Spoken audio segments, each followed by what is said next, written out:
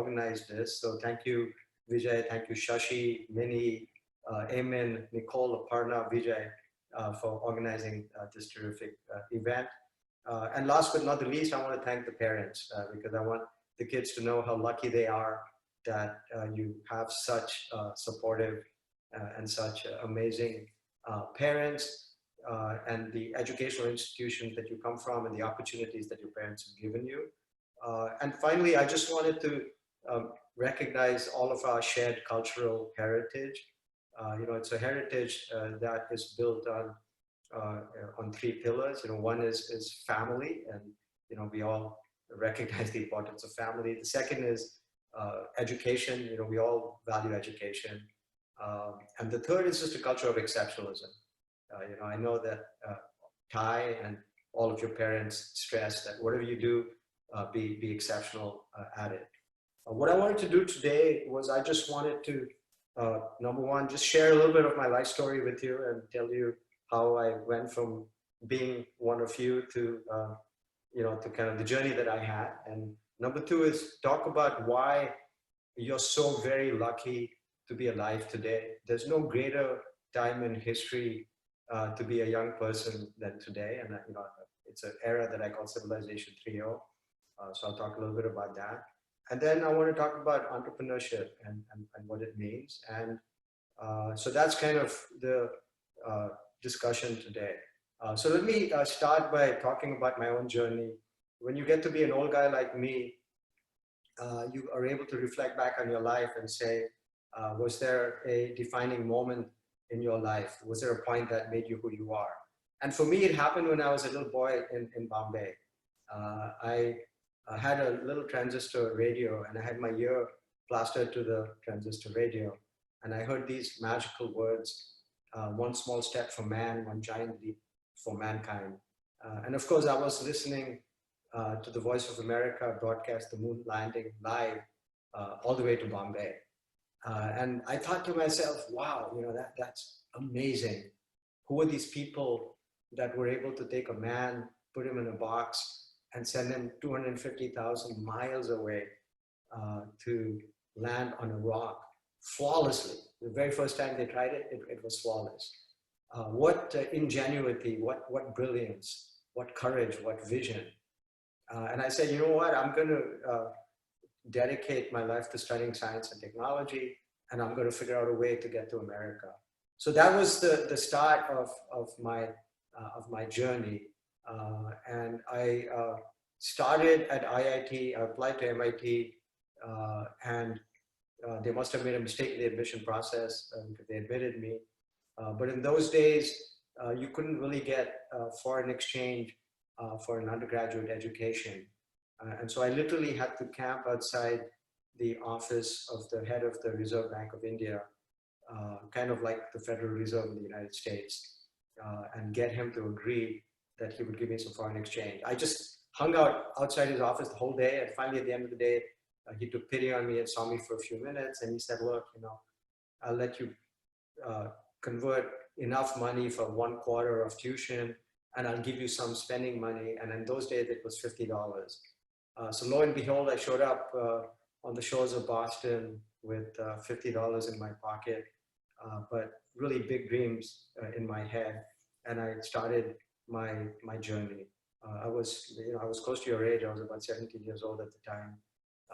And that was the kind of beginning of my journey. Now I went on to do a couple of degrees at MIT. I did a degree at Harvard Business School.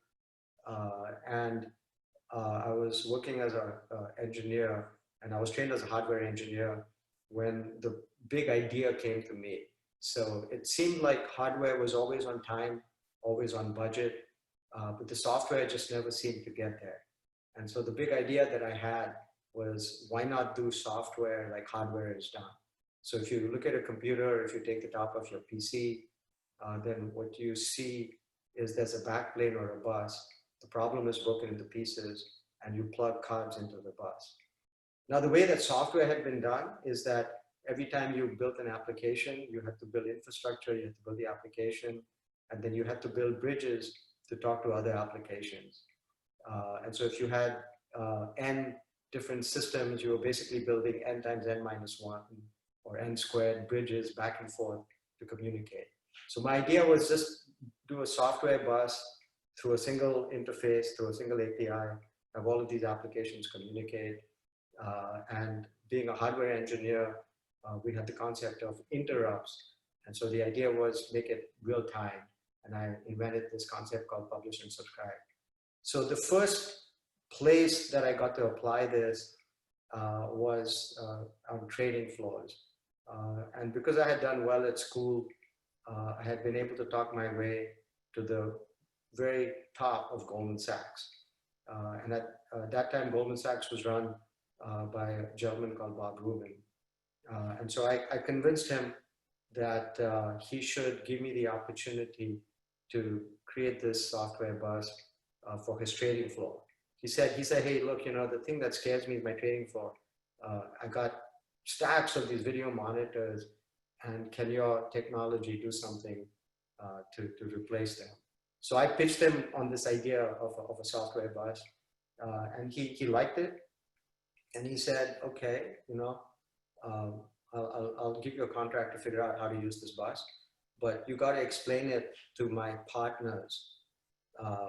And he said, you know, before the market opens, we have breakfast, and so come join us.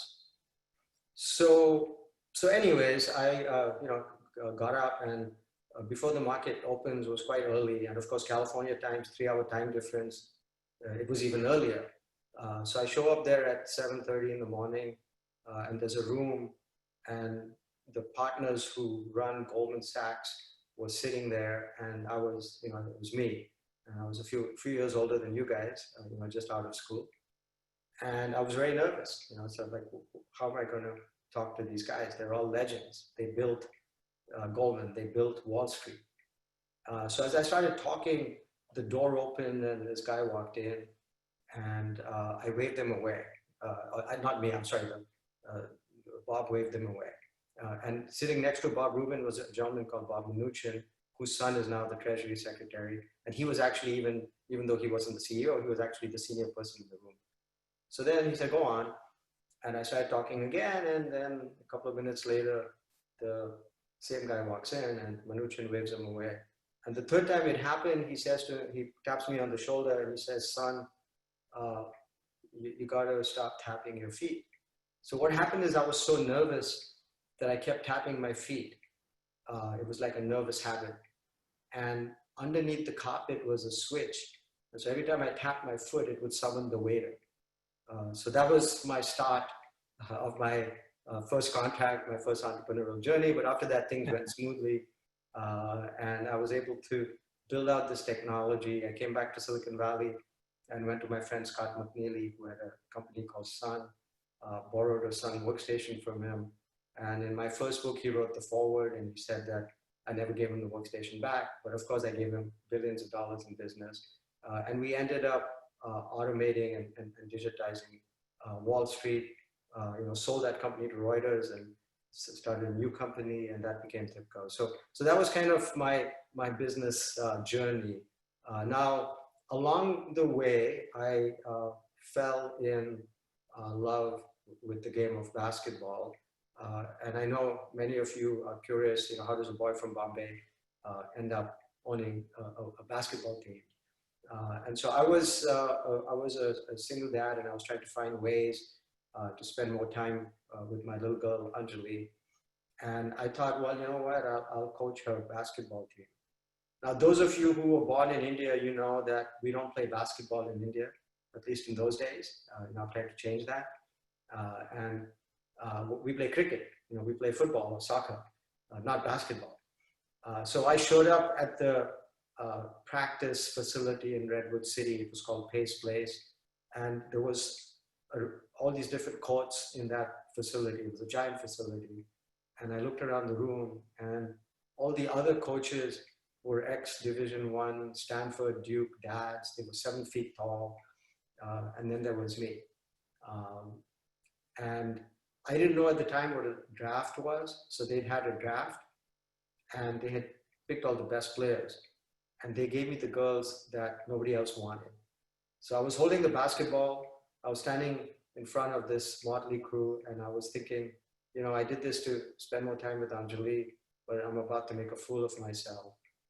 And I thought, I got to figure this out. So the first day, what I did is I said very confidently, I didn't want to look like I didn't know what I was doing.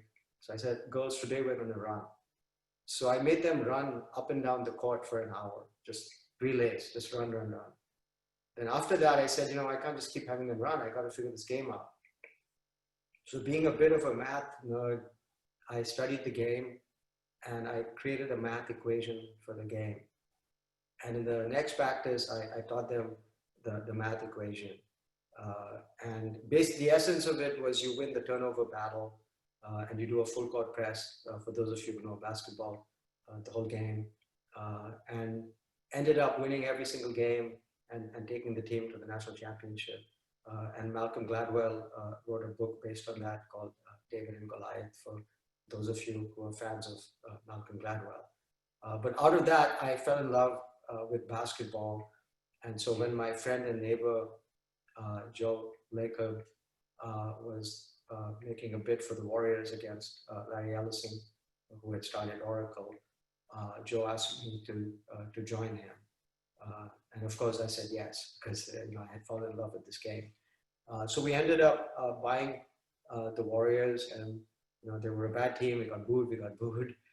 And then just as the team started winning and went on a tear, I was approached by the folks in Sacramento, and they said that Steve Ballmer had a deal to buy the team and move it to Seattle. And would I please step in and buy the team and save it and keep it in Sacramento? Now, of course, I live in Silicon Valley. I'm a Bay Area person, and Sacramento is a ways off. And so I thought to myself, why? I live in Silicon Valley. The Warriors are winning. But then at some point I saw the passion of the fans, and I realized that, that really without the team, the Sacramento, which is our state capital, would have nothing. And I had been very fortunate as an immigrant, and I had been given a lot, and that maybe this was something I needed to do. So I stepped in and got into kind of a bidding thing, ended up winning the team, and as part of my commitment, I had to give a personal guarantee that I would build a new arena in a certain time frame, and if I didn't, then they could take the team back from me. So again, the moral of the story is I keep signing up for things that I know nothing about. I was a hardware engineer. I built a large software company and never coached basketball, and did that, and now I'm like signing up to build an arena, and I know nothing about real estate. So anyways, but it ended up fine. We invested $1 billion into the city, and if you ever come to Sacramento, I invite all of you to come to a game when we're past the COVID crisis. And we did in fact build the world's best arena. It's also the world's greenest arena. It runs completely off the sun, and we're off to the races. So that was kind of my journey, and where I sit today. I've never been more excited about the future as I am today, and which gets me kind of to the second part of our conversation. I believe that we're entering a new era, and I call this era Civilization 3.0. So if you look at history, modern civilization, what I think of as Civilization 1.0, started with the agrarian revolution. It was really that spawned modern civilization. And people were farmers, they were shopkeepers, they were carpenters. It was the age of the artisan, and the raw material was land. Then with the Industrial Revolution, we entered what I think of as Civilization 2.0.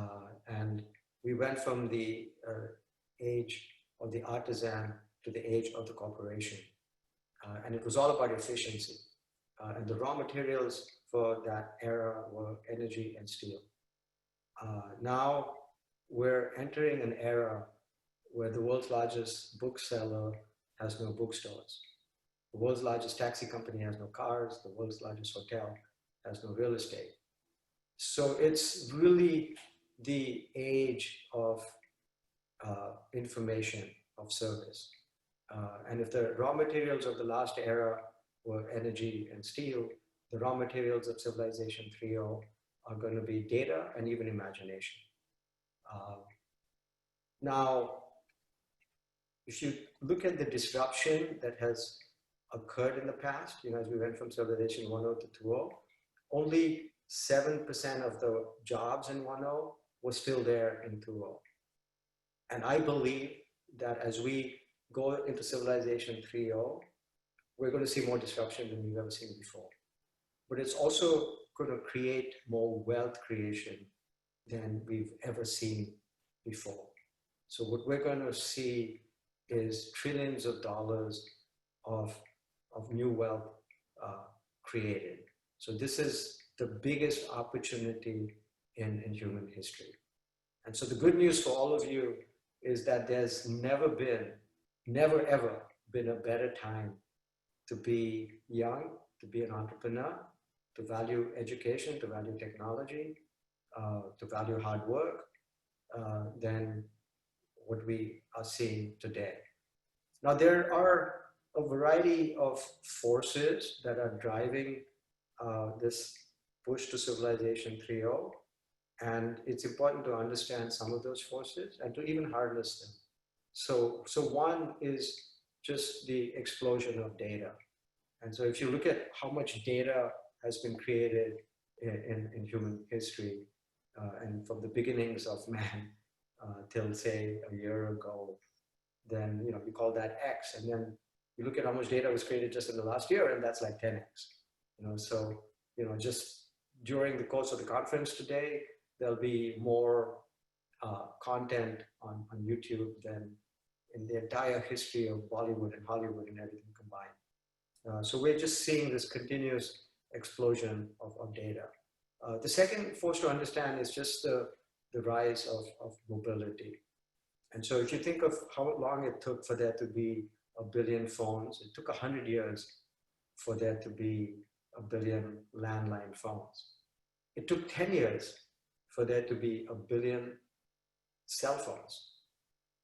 And then it took just 1 year for there to be 1 billion smart cell phones. Now, keep in mind that this phone that we all have and we all carry, that has more computing capacity than NASA had when it put man on the moon. So now we have billions of people walking around the planet with more computing capacity than NASA, the capacity it took to put a man on the moon.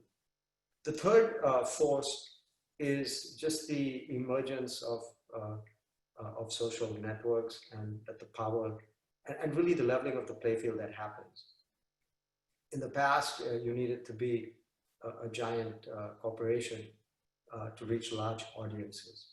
Now, through the use of social media, anyone can reach billions of people, and we've seen evidence of that.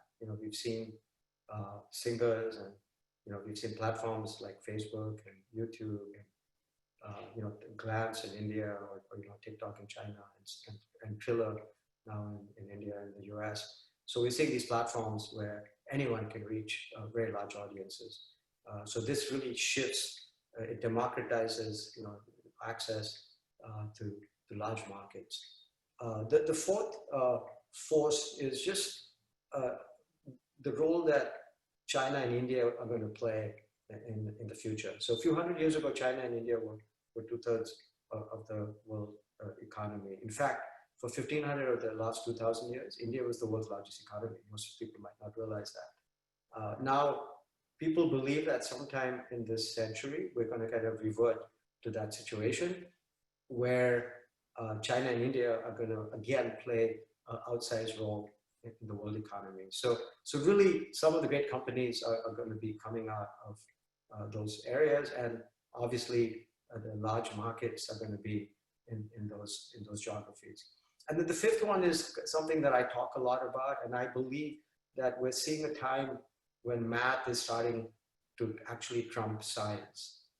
And what I mean by that is that you don't necessarily have to know why something is happening. You just simply have to find the pattern. And it ends up that almost every problem ends up being a pattern recognition problem. And so when you have, diseases spreading and they try to understand what it is, and they can't really find the why, but they can find kind of the pattern that leads to it. So everything ends up being a bit of a math problem. And now we're living at a time when computing capacity has reached a tipping point. And so when you look at a game like Go that people have played for thousands of years, and then you start thinking about, how big is this computing capacity that we're talking about? What is this point that it's reached? And so you start thinking about what's the biggest number I can think of. Grains of sand, well, that's not that big. Stars, what is the biggest number? And the biggest number is, how many atoms are there in the universe? And so there's 10 raised to 70 atoms, one with 70 zeros, atoms in the entire universe. I know it's crazy that scientists can calculate these things, but there's like 10 raised to 170 possible combinations in the game of Go. And so we're now living at a time when the computer, kind of the machine learning, the neural network program, can beat the best Go players in the world like a drum, 50 out of 50 times. So we've reached kind of a point of exponential growth and evolution where the world is going to dramatically change in the next 15 or 20 years. And it's actually changed quite a lot in the last 10 or 15 years. And if you think about it, like 10 or 15 years ago, you would have to fumble for quarters so that, and you guys are too young to know this, but to make a phone call, you would go to a phone booth and try to find a quarter to put in the machine. Or you'd have to pull up at a gas station and buy a map so you wouldn't get lost. Or on Friday evenings, you would line up at the Blockbuster to get a movie. And there'd be a long line, and the new movies, there'd only be 3 copies. So look at how much the world has changed in the last 10 or 15 years. And the next 15 years are going to represent unprecedented change. And it's going to be change for the better. Most diagnostics will be done by computer programs. We'll eliminate many of the diseases that currently plague us. Robots will do most of the hard work that people are still doing. We'll have new forms of energy.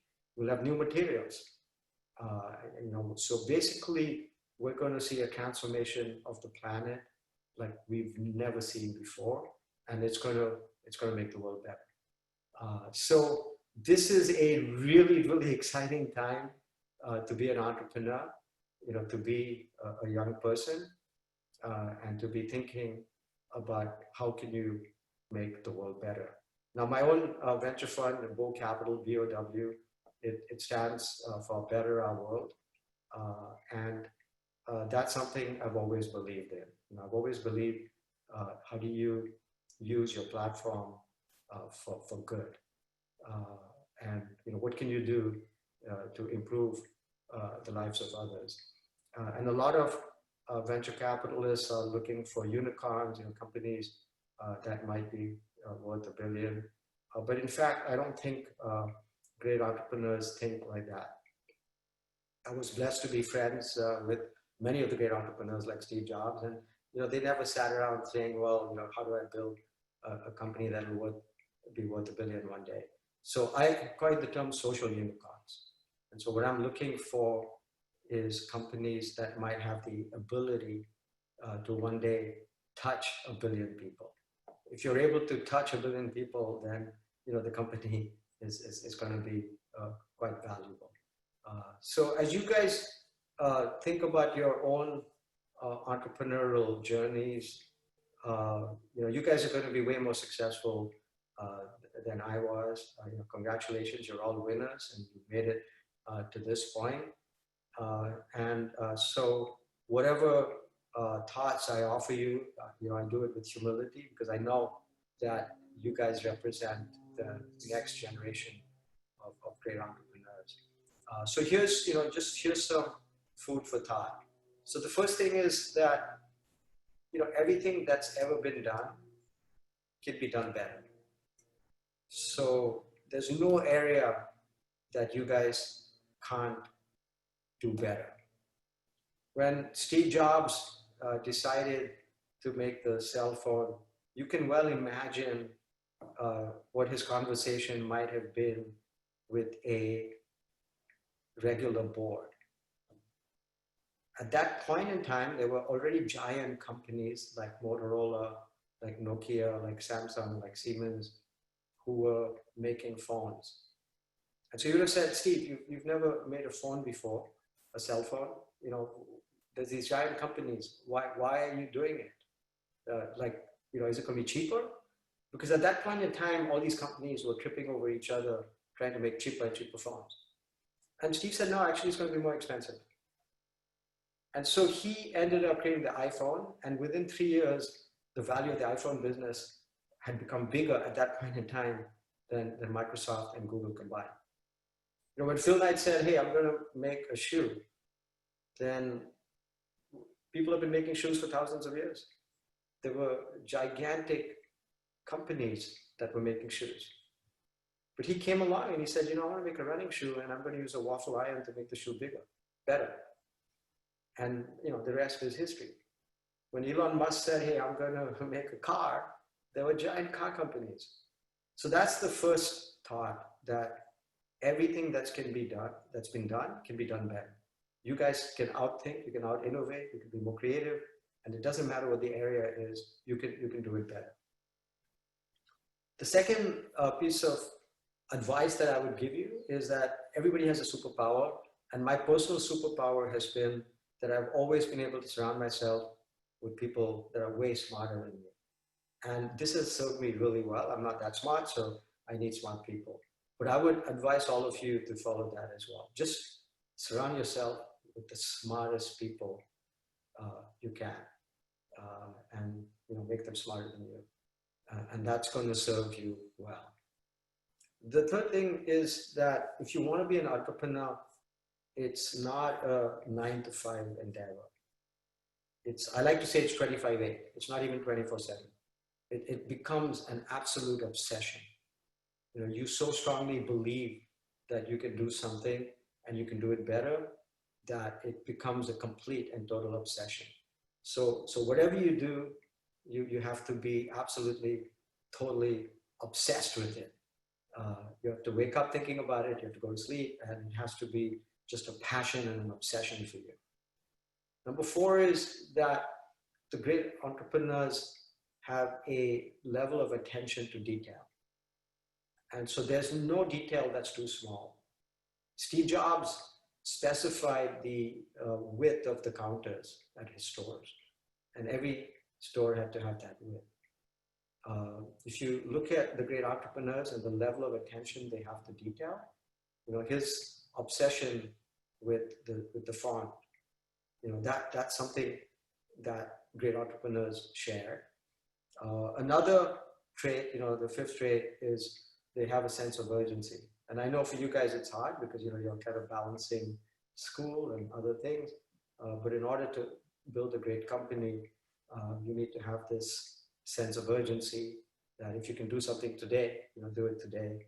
Don't wait till tomorrow. Now, having said all that, there's one trait that is the only trait that matters at the end of the day, that entrepreneurs share. And that is never give up. Never give up. Never, ever, ever give up. Persevere, no matter what the pain, just keep going. And you guys will get there. So I thank all of you for this incredible opportunity. And, I'm going to be watching you guys with great interest and great admiration and love. And perhaps I'll get to meet many of you in person, and perhaps some of you will even let me invest in your companies. So I have no doubt that you guys are going to create these Civilization 3.0 companies. They're going to disrupt the status quo. They're going to create entirely new industries that simply didn't exist 5 years ago or a few years ago, and that you are the future.